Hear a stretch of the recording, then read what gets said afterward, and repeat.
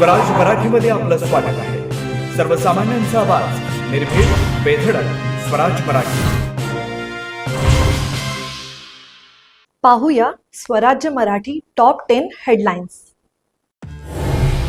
पंतप्रधान नरेंद्र मोदी आज संध्याकाळी देशाला संबोधित करणार. उद्यापासून लागू होणाऱ्या जीएसटीच्या नव्या स्लॅबच्या संदर्भात संवाद साधण्याची शक्यता.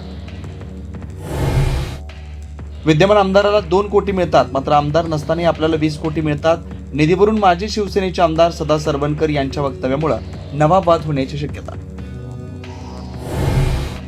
स्थानिक स्वराज्य संस्थांच्या निवडणुकीमध्ये कार्यकर्त्यांनी 3 कोटींपर्यंत खर्च आणि 100 बोकड कापावे लागतात.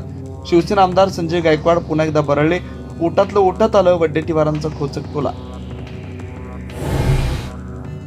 पैसे खात्यावर येत नाही, ड्राईव्हचा UPI देत असल्याची लक्ष्मण हाकेंची कथित ऑडिओ क्लिप व्हायरल. तरुणानं काढली लक्ष्मण हाकेंची लाज.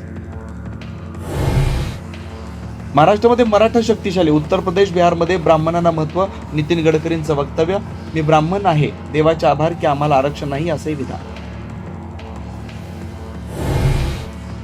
आंतरवाली सराटीमध्ये मनोज जरांगे यांच्या बैठकीत मधमाशांचा अचानक हल्ला.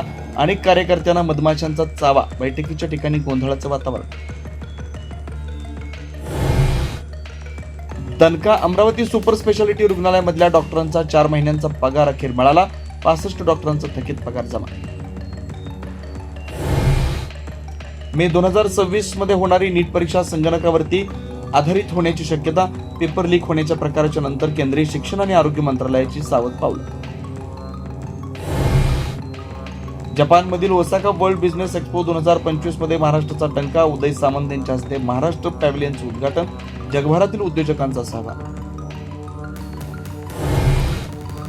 अमेरिकेकडून H1B व्हिसासाठीचे नवीन नियम आजपासून लागू.